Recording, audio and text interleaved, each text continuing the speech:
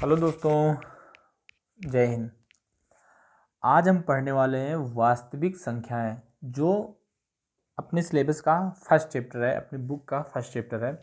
यहाँ से क्या होता है बेटा, यहाँ से कुछ क्वेश्चन है, इतने इम्पोर्टेंट क्वेश्चन है जो हर साल बोर्ड एग्ज़ाम जो है, बोर्ड एग्ज़ाम हर साल ये बिल्कुल पूछता है। ये क्वेश्चन ऐसे बेटा जिसमें हर साल जो है ये क्वेश्चन बोर्ड एग्ज़ाम जो है ये पूछेगा। ये अगले साल भी आया है, 2023 का है, अनसॉल्व का। सिद्ध कीजिए कि 5 माइनस अंडर रूट 3 एक अपरिमेय संख्या है। ये वास्तविक संख्या है बेटा। ये क्वेश्चन ज़्यादा लॉन्ग में नहीं आएंगे, बस 2 नंबर के क्वेश्चन आ सकते हैं। लेकिन क्या है ना, एक एक दो दो नंबर इकट्ठा करके तभी तो सारे नंबर इकट्ठा होंगे। तो इस क्वेश्चन को क्या करना है, इस क्वेश्चन को प्रूव करने के लिए सीधा देखो, इसमें उल्टा सीधा इधर से मान के उधर करना है, इधर मान के उधर करना है। अब परिमेय अपरिमेय संख्या क्या होती है? जो परिमेय संख्या होती है इसे पी अपान क्यू के रूप में लिखा जा सकता है, और जो अपरिमेय संख्या होती है इसे पी अपान क्यू के रूप में नहीं लिखा सकता। इसी को मान के इस क्वेश्चन को क्या हल कर देना। ये लिखा है सीधा सीधा कि सिद्ध कीजिए कि 5 माइनस अंडर रूट 3 एक अपरिमेय संख्या है। कभी कभी ये अपरिमेय संख्या न देके क्वेश्चन में बेटा बोलेगा सिद्ध कीजिए कि 5 माइनस अंडर रूट 3, क्वेश्चन में अपरिमेय की जगह बोल देगा परिमेय संख्या नहीं है, ये बोलेगा। यहाँ पे सीधा बोला एक परिमेय संख्या है, अपरिमेय संख्या है, वहाँ बोल देगा एक परिमेय संख्या नहीं है, केवल लिखेगा परिमेय लेकिन लगा देगा नहीं। अब क्वेश्चन में क्या होगा, अगर ध्यान से नहीं पढ़ोगे तो उस क्वेश्चन में क्या हो जाएगा, फिर भी परेशान हो जाओगे। क्या है बेटा, क्वेश्चन में बोर्ड एग्जाम में एक एक क्वेश्चन को ध्यान से पढ़ना है। क्वेश्चन जो है थोड़ा इधर उधर उलट पुलट के देता है। अब देखिए, इस क्वेश्चन में दिया है सिद्ध कीजिए कि 5 माइनस अंडर रूट 3 एक अपरिमेय संख्या है। इस क्वेश्चन को लगाने के बाद में वास्तविक संख्या जो चैप्टर है, इस चैप्टर में ये बता सकते हैं कि कहाँ से इंपॉर्टेंट क्वेश्चन बन सकते हैं। इसके सिवा और इस चैप्टर में कोई चीज़ नहीं है। सिद्ध करने के लिए ये हर साल दे रहा है, 2-3 साल से बेटा देखा जा रहा है, 2 साल से तो ये लगातार ये क्वेश्चन आ रहे हैं। इस क्वेश्चन को हल करने के लिए केवल एक वर्ड यूज करना है, क्या? माना। अब इसको हल करने के लिए लिखिए ना हल, लिखिए हल, इसको लिखिए माना 5 माइनस अंडर रूट 3। इसको मानोगे क्या? 5 माइनस अंडर रूट 3 एक परिमेय संख्या है। क्या परिमेय संख्या है? परिमेय संख्या।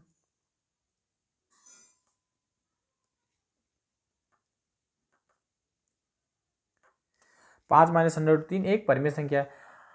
इसको क्या बेटा, इसको उल्टा सीधा करके केवल परिमेय को अपरिमेय कर देना है। क्योंकि देखो, परिमेय और अपरिमेय का एक डिफिनीशन होता है बेटा। उसमें क्या होता है कि किसी भी पूर्ण संख्या, तो जानते हो ना, पूर्ण संख्या वो संख्या तो जीरो से स्टार्ट, जीरो। प्राकृत संख्या क्या होती है? जिसमें 1 2 3 4 5 6 8 10 आ जाए, मतलब जिसको गिन सके, वो क्या हो जाएगी? प्राकृत संख्या। अब प्राकृत संख्या में अगर जीरो शामिल कर दिया जाए तो क्या हो जाएंगी? पूर्ण संख्या। और एक होता है पूर्णांक। पूर्णांक क्या होता है बेटा? पूर्णांक वही पूर्णांक होते हैं, मतलब जिसमें निगेटिव भी आ जाए और जीरो भी हो जाए और पॉजिटिव भी आ जाए, उन संख्याओं को बोल देते हैं क्या? हम पूर्णांक बोल देते हैं। अब एनी टाइम आपको क्या मानना, अब ये परिमेय अपरिमेय में ये भी संबंध है कि अगर पूर्ण संख्या और पूर्णांक, मतलब एक परिमेय, तुम हर लोग जानते हो क्या परिमेय किसे बोलेंगे? जिसे पी अपान क्यू के रूप में लिखा जा सके, वो क्या हो जाएगा? परिमेय। अब ये सारे लोग जानते हो कि अगर कोई संख्या है, मैं समझा रहा हूँ, एक सेकेंड। देखो, मैं कह रहा हूँ कि अगर कोई संख्या है बेटा, देखो परिमेय अपरिमेय पूरा कंफर्म करो। देखो, परिमेय संख्या है, अपरिमेय संख्या है। परिमेय संख्या क्या होती है? जिसे हम पी अपान क्यू के रूप में लिखा जा सके। अब मुझे ये बताओ, पी अपान क्यू के रूप में अब अगर 2 लिख दिए तो 2 के नीचे सारे लोग कहते हो ये क्या है? ये परिमेय संख्या है सर, क्योंकि पी अपान क्यू के रूप में लिखा जा सका। अब मुझे बताओ, अगर मैं अंडर रूट 3 लिख रहा हूँ, क्या अंडर रूट 3, तो इसके नीचे क्या मैं बटे में 1 लिख सकता हूँ कि नहीं लिख सकता हूँ? लिख सकता हूँ। लेकिन बार बार क्यों बोला जा रहा है? कि बोला जा रहा है कि अंडर रूट 3 जो है ये क्या है? एक अपरिमेय संख्या है, एक अपरिमेय संख्या है बार बार। तो इससे एक चीज़ ये निकल रहा है बेटा कि जो अंडर रूट 3 है ये सीधा ये बोल रहा है कि कोई भी अगर संख्या हो तो अपने आप में क्या हो? वो पूर्ण हो। क्या? पूर्ण हो या पूर्णांक हो। मतलब पूर्ण संख्या है वो संख्या होती है जिसको, जैसे अब मैं लिख दिया 10/5, अब 5 एकम 5, 5 दूनी 10, तो ये अपने आप में क्या है? पूर्ण संख्या है। 2 क्या है? पूर्ण संख्या। मतलब हर में जिसका एक हो और टोटल क्वेश्चन जो टोटल अंक हो पूरा सॉल्व हो जाए, उसे बोल देंगे क्या? हम पूर्ण संख्या बोल देंगे या पूर्णांक बोल देंगे। अब अंडर रूट 3 का मतलब क्या हो रहा है? इसके ऊपर घात क्या है बेटा? इसके ऊपर घात दे रहा है 1/2, तो इसलिए हमेशा क्या बोल दे रहा है? ये अपरिमेय संख्या है।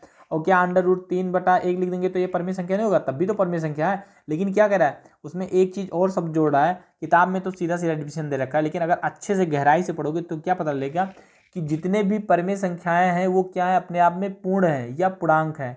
कोई जरूरी नहीं वो प्राकृत संख्या है, वो पूर्ण है, वो पूर्णांक है, लेकिन ये भी पूर्ण रूप से क्या हो जाए, पूर्ण हो जाए, मतलब पूर्ण संख्याएं बन जाए या पूर्णांक बन जाए। आप जैसे देखो, अगर मैं √25 लिख दे रहा हूँ, √25, तो इसका वर्गमूल निकालोगे तो 50 से अपने आप में एक पूर्ण संख्या बना कि नहीं बना। अब ये जब पूर्ण संख्या बन जा रहा है, आप अगर इसको -5 भी कर सकते हो कि पूर्णांक। एक डिफिनीशन ये भी होता है कि सभी पूर्णांक परमेय संख्याएं हो सकती हैं, लेकिन सभी परमेय संख्याएं पूर्णांक नहीं हो सकती, ना पूर्ण हो सकती हैं। समझ गए।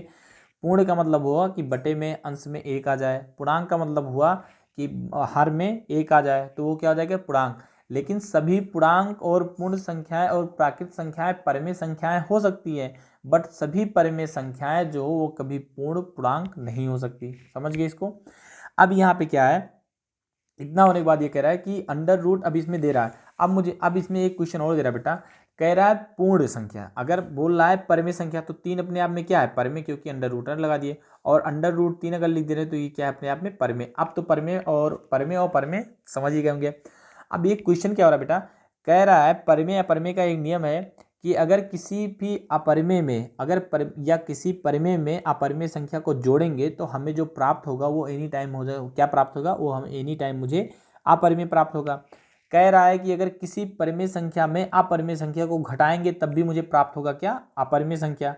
फिर कह रहा है कि किसी संख्या परमेय और अपरमेय को अगर गुणा करेंगे तो मुझे उस कंडीशन को गुणा करने के बाद मुझे ये प्राप्त होगा कि वो परमेय है या परमेय। मतलब गुणा में और भाग में ये डिफाइन नहीं कर रहा है कि आप परमेय हो या अपरमेय हो, लेकिन जोड़ और घटाव में जो प्लस और माइनस में सीधा डिफाइन कर रहा है कि आप किसी परमेय संख्या में किसी अपरमेय संख्या को आप अगर जोड़ रहे हैं तो जो प्राप्त होगा वो आपको एनी टाइम अपरमेय ही प्राप्त होगा। देखो एग्जाम्पल के तौर पे कह रहा है अगर 3 परमेय संख्या है और प्लस इसमें √3 जोड़ दिए तो ये हमेशा जो आपको ये प्राप्त हुआ बेटा, ये हमेशा क्या हो जाएगा, ये अपरिमेय संख्या ही प्राप्त होगा, आपको अपरिमेय संख्या ही प्राप्त होगा। अगर कह रहा है 3 है और -√5 इसमें घटा रहे हो तो ये जो प्राप्त होगा ये आपको क्या प्राप्त होगा, अपरिमेय संख्या प्राप्त होगा। इसमें क्या है, ये वास्तविक संख्याओं से विकल्प में पूछता है कि कौन संख्या परमेय है, कौन संख्या अपरमेय है। तो यहाँ से अपरमेय और परमेय बेटा ये भी 1-2 नंबर के क्वेश्चन आते हैं। अब वास्तविक संख्या में क्या होगा, ये चीज जो क्वेश्चन में प्रूव करवा रहा हूँ, ये क्वेश्चन जो प्रूव में करवाने के लिए ये क्वेश्चन तो आना ही आना है, लेकिन उसमें क्या होगा, कभी उसमें लासा मासा पे भी कुछ डिपेंड है, आर्गुमेंट जो टोटल दे रखे हैं थ्योरम उस पर भी है। तो उस टोटल चीज को मैं एक ही वीडियो में आज खत्म करना चाहता हूँ। देखो इसमें क्या है, इसमें वास्तविक संख्या सिद्ध कीजिए कि अतना और अतना एक परमेय संख्या है, माना √5 -√3 ही क्या है, परमेय संख्या है। अब इसको हम क्या, जब परमेय संख्या मान ले रहे हैं तो बेटा परमेय संख्या की परिभाषा क्या होती है, एक परमेय संख्या है तो ये परमेय संख्या की परिभाषा क्या होती है, अतः इसको क्वेश्चन हल करने का नियम क्या है, अतः अब परमेय संख्या की परिभाषा क्या होती है, -5 √3 = P/Q। अब यहाँ पे जो P/Q ये पूर्ण रूप से क्या है बेटा, ये पूर्ण रूप से अपना पूर्णांक है, क्या ये पूर्णांक है, क्योंकि P/Q क्या है, अपने आप में एक पूर्णांक है, जिनका इसमें पूर्णांक इस तरह भी माना जा सकता है बेटा कि इनका जो P/Q माने इनका गुणनखंड जो इनके आगे केवल एक छिपा हो, ऐसा नहीं कि यहाँ पे 2 छिपा हो, यहाँ पे 2 छिपा नहीं। अगर यहाँ पे अगर 2 लिखोगे तो यहाँ भी 2 छिपा होना चाहिए, अगर यहाँ 5 लिखोगे तो यहाँ 5। ये सीधा सीधा बोल रहा है कि सहअभाज्य होना चाहिए, मतलब जो हो बराबर के भाज्य होना चाहिए। मतलब P/Q को मान लो तो अगर 5 भी मान रहे हो तो 5Q यहाँ, क्योंकि उसको काटोगे तो आंसर 1 आ जाएगा। तो P/Q को मानो जिनका यहाँ पे माइनस भी ना हो, यहाँ भी माइनस, अगर माइनस मान लो तो दोनों संख्याओं में सेम लो, जो भी अंक लो सेम लो। तो इससे क्या P/Q के रूप में माना गया। अब इसमें हम कुछ पक्षांतर कर दे रहे हैं। अब कुछ अगर पक्षांतर कर रहे हैं तो क्या कर सकते हैं, यहाँ पे जो ये जो 5 है बेटा, इस 5 को इधर रखो, इस √3 को उधर भेज दो, तो ये जो 5 है ये 5 ऐसे रहेगा, इधर से लाओगे तो ये क्या हो जाएगा, P/Q = √5 √3, ये माइनस से प्लस हो। अब मुझे बताओ, जब बेटा एक पक्ष ये बोल दे रहा है कि हम परमेय हैं, ये परमेय क्यों नहीं है, देखो ये P/Q के रूप में लिखा है, 0 है नहीं, तो इसमें पूर्ण ये क्या है, पूर्ण अपने आप में पूर्णांक है, ये पूर्ण रूप से विभाजित है, और इसमें ये बटे में 1 लगा है, लिखा है कि नहीं लिखा है, तो भी ये भी परमेय, और ये जब दोनों परमेय होंगे तो परमेय ही प्राप्त होगा। अब जैसे 2 में से 2 अगर घटाएंगे तो हम 0 हो जाएगा, तो भी 0 क्या है, परमेय संख्या है। उसी तरह ये क्या है, अब इधर एक तरफ दिखा रहा है कि √3 क्या है, अपरमेय है, बता रहा है ना, और इधर क्या दिखा रहा है कि हम परमेय हैं। अब इसको अगर और कैलकुलेट करना चाहते हो आप तो ये क्या कर सकते हो, इन दोनों का एलसीएम लोगे तो ये हो जाएगा Q बेटा, हो जाएगा, इसका गुणा इधर कर दोगे तो ये हो जाएगा 5Q और माइनस हो जाएगा P, और ये हो जाएगा √5 3 हो जाएगा।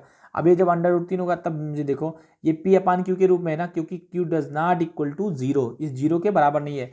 तो यहाँ पे हम ये एक शब्द में ये प्रूव कर सकते हैं बेटा कि अंडर रूट, यहाँ से क्या सिद्ध होता है कि अंडर रूट 3 एक परिमेय संख्या है। देखो यहाँ से प्रूव होता है ना, क्योंकि ये पी अपान क्यू के रूप में लिखा हुआ है, तुलना करोगे तो पी अपान क्यू के रूप में लिखा है और ये इक्वल टू अंडर रूट 3। तो यहाँ पे हम क्या सिद्ध कर सकते हैं, यहाँ पे हम बोल सकते हैं कि जो अंडर रूट 3 है, अंडर रूट 3 एक परिमेय संख्या है, परिमेय संख्या है। इसमें लिख सकते हैं अंडर रूट 3 एक क्या है, एक परिमेय संख्या है। परंतु ये इसमें क्या है बेटा, लेकिन फिर भी इसमें हम जब इसको एक परिमेय संख्या हम यहाँ से सिद्ध कर रहे हैं, लेकिन इसमें जो एक तथ्य है वो क्या है, विरोधाभास होता है कि इसमें विरोधाभास दे रखा है। उसके पहले तुम ये जानते हो ये परिमेय संख्या, लेकिन विरोधाभास में क्या कह रहा है कि अंडर रूट 3 जो है, अंडर रूट 3 एक क्या है बेटा, अपरिमेय, अंडर रूट 3 क्या है, एक अपरिमेय संख्या है। अंडर रूट 3 क्या, एक अपरिमेय संख्या है। जब एक ये अंडर रूट 3 एक अपरिमेय संख्या है, अतः हम ये मतलब जो हम ये परिकल्पना कर रहे हैं बेटा, इसमें जो हम मतलब कोई चीज़ देख रहे हैं, इसको शुद्ध शुद्ध हिंदी अगर लिखो, देखो कितना छोटा सवाल है, बस केवल थोड़ा समझ लो। सिद्ध कीजिए कि इतना एक अपरिमेय संख्या है। आप इसके विपरीत में मान लो, माना अंडर रूट 5 माइनस 3 एक परिमेय संख्या है। अब हम अतः परिमेय संख्या की परिभाषा लिख देंगे, P upon Q does not equal to, Q यहाँ पे लिख दीजिए, Q does not equal to zero, मतलब क्यू कभी जीरो ना हो। तो ये 5 minus under root 3 P upon Q. अब इसमें 5 माइनस अंडर रूट 3 है, इसको क्या बेटे, इसके पक्षांतर कर ले, दोनों पक्ष के जब पक्षांतर करें तो ये 5 इधर ही रहेगा, ये माइनस पी अपान क्यू इधर इक्वल टू अंडर रूट 3 हो जाएगा। ये क्या है, 5 Q minus P under root P equal to 3। अब देखो इधर वाला जो ये पक्ष है बेटा, ये परिमेय संख्या है, पी अपान क्यू के रूप में लिखा है, तो ये क्या है, एक परिमेय संख्या है। हम यहाँ पे क्या है, एक परिमेय संख्या, अंडर रूट 3 एक परिमेय संख्या है, क्योंकि यहाँ पे इससे सिद्ध होता है कि अगर ये परिमेय तो ये भी इसके बराबर है, तो क्या हो जाएगा, परिमेय ही होगा। तो अंडर रूट 3 एक परिमेय संख्या है, परंतु अंडर रूट 3 एक अपरिमेय संख्या है। परंतु यहाँ लिख दो, परंतु अंडर रूट 3 क्या है, एक अपरिमेय संख्या है। अतः अतः यह सिद्ध, मतलब ये एक अपरिमेय संख्या है, अतः यह सिद्ध होता है कि, अतः यह सिद्ध होता है कि 5 माइनस अंडर रूट 3 एक अपरिमेय संख्या है, एक अपरिमेय संख्या है। देखो बेटा यहाँ पे इस चीज को दे रखा है, यहाँ से भी कैलकुलेट कर सकते हो, ये कैलकुलेट करना बहुत आसान है यहाँ से, क्योंकि सिद्ध कीजिए कि इतना इतना एक अपरिमेय संख्या है। आपको सिद्ध करना है तो आप परिभाषा के अनुसार भी सिद्ध कर सकते हैं। इसको क्या माना, 5 माइनस अंडर रूट 3 एक परिमेय संख्या है। आपको परिभाषा अगर आता है कि परिमेय संख्या और अपरिमेय, तो सीधा भाषा में लिख सकते हो कि यदि किसी परिमेय संख्या में कोई अपरिमेय संख्या को अगर हम जोड़ते हैं या घटाते हैं, तो हमें जो प्राप्त संख्या होती है वो हमेशा हमें अपरिमेय ही प्राप्त होती है। आप इस शब्द को लिखोगे, अगर एग्जामिनर कॉपी चेक कर रहा है तो भी गलत नहीं सिद्ध करेगा, इसको सही मारेगा। लेकिन आप जब इस डिफिनीशन को लिख दोगे और यहाँ पे अंडर अगर इस तरह कर रहे हो, तो इस तरह देखो, इसमें सीधा 5 minus under root 3 P upon Q मान लिए कि एक परिमेय संख्या है, यहाँ पे इतना कर दिया अंडर रूट 3 है, यहाँ पे 5 माइनस क्यू, इसको एलसीएम लेके अंडर रूट 3 कर दिए। अब यहाँ पे दिखा रहा है कि ये परिमेय, तो ये भी क्या हो जाएगा, परिमेय। परंतु अंडर रूट 3 ये अपने जो पढ़ रहे हैं तो हमेशा जो पढ़े हो क्या कि अंडर रूट 3 ये क्या है, अपरिमेय संख्या। अपरिमेय संख्या क्यों है, क्योंकि ये पूर्ण रूप से, ये पूर्णांक नहीं है, पूर्ण रूप से विभाजित नहीं है, पूर्ण रूप से पूर्णांक नहीं है। पूर्णांक का मतलब जिसका घात 1 हो, जिसका घात 1 हो, तो इसके घात कितना है, आधा है। तो ये क्या है, पूर्ण रूप से पूर्ण संख्या नहीं है, तो इसलिए क्या, एक ये अपरिमेय संख्या हो गया। अतः यह सिद्ध होता है कि 5 माइनस अंडर रूट 3 एक अपरिमेय संख्या है। अब इसमें कौन सी इतनी बड़ी बात हो गई, कोई भी चीज़ नहीं थी। अब इसमें एक चीज़ हम बता रहे हैं, ये परिमेय संख्या हो गई। इसमें बेटा एक क्वेश्चन, ये परिमेय ये अपरिमेय संख्या से तो ये क्वेश्चन आता ही है, ये क्वेश्चन है। इसमें एक क्वेश्चन और आ जा रहा है, कभी कभी कह देगा कि कुछ क्वेश्चन जैसे हैं, जैसे दे देगा कि दर्शाइए कि यहाँ पे एक क्वेश्चन और बेटा आता है, एग्जाम में आया हुआ है कि अंडर रूट 3 अंडर रूट 2 एक अपरिमेय संख्या है, एक अपरिमेय संख्या है। अब अंडर रूट 3 एक क्या है, अपरिमेय संख्या है। यहाँ पे इसको सिद्ध करना है, मतलब सिद्ध करना है, सिद्ध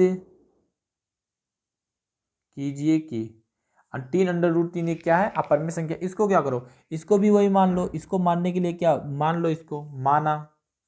अब इस क्वेश्चन करने के लिए क्या करोगे, माना 3√2 एक परिमेय संख्या है। क्या एक परिमेय संख्या है, एक क्या है परिमेय संख्या है। तो परिमेय संख्या की परिभाषा अतः लिख दो 3√2 इक्वल टू P/Q। ये क्या है, एक परिमेय संख्या है। अब इसको क्या करने के लिए, अब यहाँ पे क्या √3 ये हमेशा जानते हो कि √2 क्या है, एक अपरिमेय संख्या है। तो √2 को बेटा इधर ही रखो और ये P/3 और ये रख दो क्या Q, P/Q equal to 3Q। अब यहाँ पे जानते हो कि P जो यहाँ पे बेटा ये P/, देखो यहाँ पे क्या है P/, यहाँ पे P/3Q अपने आप में क्या है बेटा, एक परिमेय संख्या है कि नहीं है, एक परिमेय संख्या है, एक परिमेय संख्या है। तो जब ये परिमेय संख्या है बेटा, तो यहाँ √2 भी एक परिमेय संख्या, क्या एक परिमेय संख्या होगा कि नहीं। तो यहाँ पे जब ये परिमेय संख्या है तो यहाँ √2 भी क्या है, एक परिमेय संख्या है, एक परिमेय संख्या है। परंतु तुम जानते क्या हो कि, परंतु आप ये जानते हैं जो कि जब ये हम इसको मान रहे कि √2 एक परिमेय संख्या है, परंतु ये क्या है, ये विरोधाभास है। मतलब ये इसका उल्टा है, ये इसका विरोध कर रहा है कि हम परिमेय बार बार जो चोर नहीं है उसको बोलोगे तुम चोर हो तो वो बार बार चिल्लाएगा, नहीं हम चोर बिल्कुल नहीं है, हम जो है वो सा है। इसी तरह ये कह रहा है, हम इसको जबरदस्ती अगर मान भी ले रहे P/3Q √2 कि ये परिमेय संख्या है, ये परिमेय संख्या इसके बारे, लेकिन ये क्या कह रहा है अपना जात जना, नहीं हम परिमेय संख्या नहीं है, हम एक अपरिमेय संख्या है। तो सीधा यही वर्ड लिख दे रहा है कि परंतु में लिखोगे परंतु यह एक विरोधाभास है। इसको लिख दो विरोधाभास, मतलब यह एक विरोधी शब्द या विरोधाभास है, या विरोधाभास है। अतः संख्या, जब यहीं से क्या हो जाएगा बेटा, अतः संख्या, यहां लिख दीजिए क्या, अतः संख्या 3√2 एक अपरिमेय संख्या है, एक अपरिमेय संख्या है। देखो इस वाले क्वेश्चन में क्या बेटा, इसमें क्या है कि सिद्ध कीजिए कि इतना बड़ा इतना एक अपरिमेय संख्या है, इतना एक अपरिमेय संख्या, माना एक क्या है परिमेय संख्या, √3√2 P/Q क्या है, 3√2 P/Q इक्वल टू क्या है, ये परिमेय संख्या है। तो √3 इधर बेटा 3 को यहाँ हर में ले आया, इतना तो सारे लोग जानते हो P/Q हो गया। P/3Q एक परिमेय संख्या है, √2 एक परिमेय संख्या है, परंतु यह विरोधाभास है। अतः संख्या 3/2 एक अपरिमेय संख्या। अब बताओ इसमें क्या चीज़, ऐसा कोई टेक्निक चीज कुछ नहीं, बस एक बार क्या करो उसको परिमेय कर लो, एक बार अपरिमेय कर लो, एक बार परिमेय कर लो, एक बार अपरिमेय कर लो, उसी को लास्ट में क्या, लास्ट में यही आता है कि परिमेय संख्या में अगर किसी अपरिमेय संख्या को जोड़ा जाए या गुणा किया जाए तो लास्ट में प्राप्त क्या होता है, मुझे अपरिमेय ही प्राप्त होता है। यही चीज़ बार बार हमको इस क्वेश्चन में कैलकुलेट कर देना है बेटा। ये क्वेश्चन जो है ये भी मोस्ट इंपॉर्टेंट है, क्योंकि ये 2 साल लगातार पूछा गया है, और जो ये क्वेश्चन है ये 3√2 ये भी लगातार है। अब इसमें क्या हो सकता है, यहाँ पे 4√2 को दे सकता है, इस क्वेश्चन को भी दे सकता है, कभी पूछा है कि 2√2 क्या है, एक अपरिमेय संख्या सिद्ध करो। ये क्वेश्चन केवल 2 नंबर में आते हैं। एक क्वेश्चन जो आता है बेटा, वो क्वेश्चन मतलब 1-2 नंबर में या एक विकल्प में आ जाएगा। वो क्वेश्चन क्या है, वास्तविक संख्या से एक क्वेश्चन ये आ रहा है, जैसे इसमें लासा और मासा है। तो एक क्वेश्चन आता है कि लासा और मासा से विकल्प का, बहुत मोस्ट इंपॉर्टेंट क्वेश्चन है, विकल्प में देगा। जैसे इसमें एक क्वेश्चन है, उसमें संबंध क्या है, देखो लासा गुणे मासा बराबर पहली संख्या, क्या पहली संख्या गुणे दूसरी संख्या।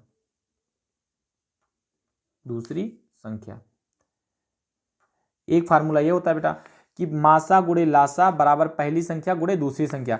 इस जो ये फार्मूला है, ये सूत्र है सीधा बेटा, ये सूत्र है। इस सूत्र पर आधारित बेटा आप लोगों को क्या पूछेगा, क्वेश्चन देगा। इसके आधारित आपको क्वेश्चन देगा, हर हाल में वो क्वेश्चन देगा ही। इसके बाद एक क्वेश्चन और देता है, ये कई तरह से देगा। इसके बाद मैं बता दे रहा हूं, एक क्या है लासा गुणे मासा इक्वल टू, ये पहली गुणे दूसरी संख्या को ये बोल देगा दो संख्याओं का गुणनफल। ये सीधा बोला दो संख्या का गुणनफल, दो संख्या का गुणनफल। एक क्वेश्चन ये देगा, इस तरह देगा कि दो संख्याओं का गुणनफल इतना है और लासा इतना है, तो मासा बताओ। अब इसके आधार पे क्या देगा, आप लोगों को क्वेश्चन देता है किसमें, बोर्ड एग्जाम में देता, जो विकल्प के रूप में हर हाल में ये हर साल देता है। मैं देख रहा हूँ कि 2-4 साल से अंशाल उठा रहा हूँ, आज मेरा अंशाल गायब हो गया दोस्तों।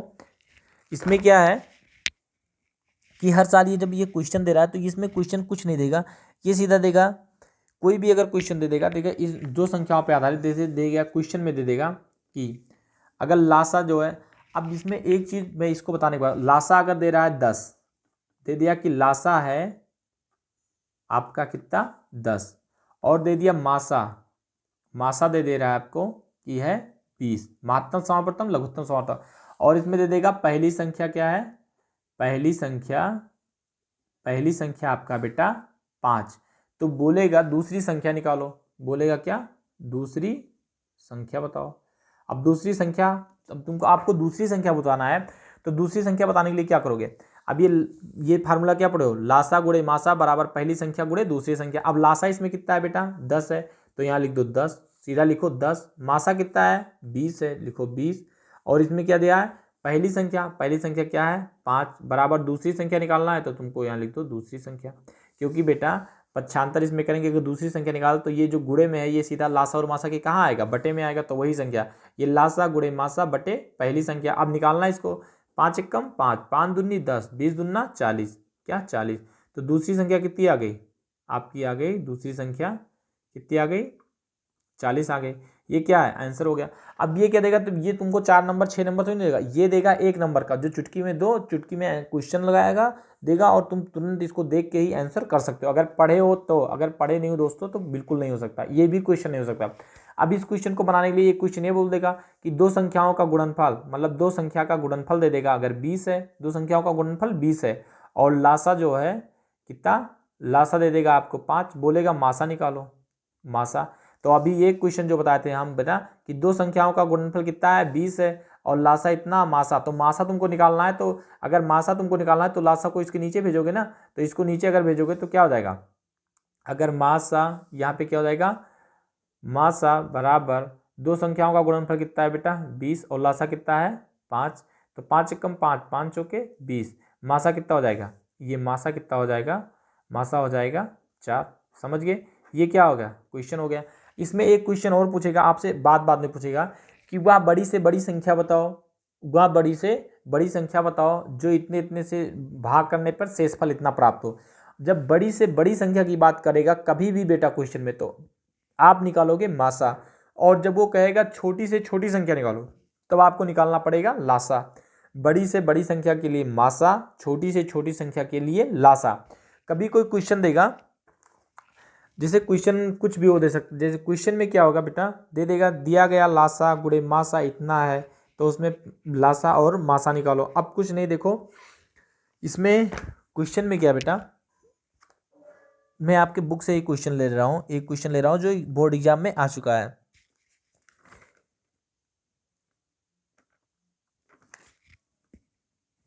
क्वेश्चन में है बेटा, कह रहा है इसमें पहली बात तो लासा और मासा, लासा मासा निकालने के लिए देखो मैं एक क्वेश्चन ले रहा हूँ कि ऐसे दे देगा आपको, माना दे दिया 20 और दे दिया 24, ये दे दिया 20 और 24 का मासा निकालो, महत्तम समापवर्तक। मासा का मतलब ये होता है सबसे कम घात हो, वो हो जाएगा मासा। और लासा में क्या होता है, जो अब मैं बता दे रहा हूँ, देखो इसका निकालना है क्या, मासा, मतलब महत्तम समापवर्तक। अब देखो 20 को निकालोगे अगर 20 का, तो 20 को काटो, 2 दहम्मा 20, 2 पंचे 10, 5 एक करना 5, इसको निकालोगे तो ये 20 का कितना हो गया। अब इसी तरह बेटा 24 का निकालोगे तो 2 12, 2 छक 12, 2 3 6 और 3 एक करना 3। अब इसका अगर गुणनखंड कर रहे हो तो ये 20 का और 24 का, क्या ये 20 और 24, तो 20 का कितना आया बेटा 2 गुणे 2 गुणे 5, और इसमें कितना आया है इसका 24 का क्या आया है, 24 में बोल रहा है 2 गुणे 2 गुणे 2 गुणे 3। अब इसमें क्या होगा, आपको जोड़ा बनाना पड़ेगा, जिसका जोड़ा, जैसे इसमें क्या है मासा में 2 है यहाँ पे और टोटल में जोड़ा तो बन नहीं रहा, इसका इसका जोड़ा तो बन नहीं, दोनों में है नहीं, तो जिसका जोड़ा बना वो क्या हो गया मासा। अब इसको एक बार लिखना है, तो इसका अगर मासा आप निकालोगे मासा, तो मासा कितना हो जाएगा 2 गुणे 2, तो 2 दूनी 4, ये हो गया आपका मासा। ये क्वेश्चन पूछेगा बेटा इसका महत्तम समापत्त और लघुत्तम। मासा में क्या होगा, जो सबसे कम घात हो वो क्या हो जाएगा मासा। अब लासा में जो कम घात भी हो और एक्स्ट्रा बचे उसको भी दे। अब इसका अगर आपको लासा निकालना है, क्या अगर आपको लासा निकालना है तो लासा निकालने के लिए क्या करोगे। अब अगर आपको लासा निकालना है तो ये दो और गुणे 2 ये जोड़ी बना है, इसको तो ले लो। इसके बाद में जो यहाँ पे बचा है 2 गुणे 3 गुणे 5, इस बचे वाले संख्या को लो, तो ये आपका निकलेगा लासा। तो 2 दूनी 4 दूनी 8 त्रिक 24, 24 पंचे 120, तो आपका जो लासा निकलेगा ये कितना निकलेगा 120 निकलेगा। अब इसमें लासा और मासा में पूछेगा कि इसका लघुत्तम समापवर्तन निकालो, महत्तम समापवर्तन। अगर ये क्वेश्चन भी पूछेगा तो बेटा 1 नंबर या 2 नंबर में विकल्प में पूछेगा। लेकिन ये जो क्वेश्चन में पहली संख्या और दूसरी संख्या, ये लासा गुणे मासा बराबर पहली संख्या गुणे दूसरी संख्या और लासा गुणे मासा बराबर 2 संख्याओं का गुणनफल, ये जो दे रखा है ये मोस्ट इंपॉर्टेंट है बेटा। ये नियम तो हर साल देता ही है और विकल्प में भी देता है, सारे लोग अनुसार उठा के देख सकते हो इस क्वेश्चन को। और जो ये प्रूव करने वाले क्वेश्चन है बेटा, जो ये प्रूव करने वाले क्वेश्चन है, ये क्वेश्चन तो बोर्ड का सबसे प्रिय क्वेश्चन है। ये क्वेश्चन भी असंभव है कि हर हाल में देगा। अगर बेटा यहाँ पे क्या है, यहाँ पे 5 माइनस √3 है, तो यहाँ पे 4 प्लस √3 कर सकता है, कुछ कर सकता है, लेकिन प्लस माइनस में कन्वर्ट कर। अगर इस तरह नहीं देगा बेटा तो ये क्वेश्चन इस तरह देगा। इस क्वेश्चन को क्या कर लो, या रट लो, कुछ भी कर लो, अगर नंबर लेना है बोर्ड में तो यहाँ वास्तविक संख्या से बेटा 4 5 या 6 नंबर के क्वेश्चन, मतलब 4 5 नंबर के क्वेश्चन तो हर हाल में देगा। हमने जो भी इन सॉल्व उठाया है उसमें 4 नंबर इस क्वेश्चन से देखे हैं, और ये क्वेश्चन मोस्ट इंपॉर्टेंट है बेटा। यहाँ से आप लोगों को हर हाल में पढ़ना है और बोर्ड एग्जाम में आएगा। अगर कोई गलती हो बेटा तो कमेंट में जरूर बताएं। धन्यवाद।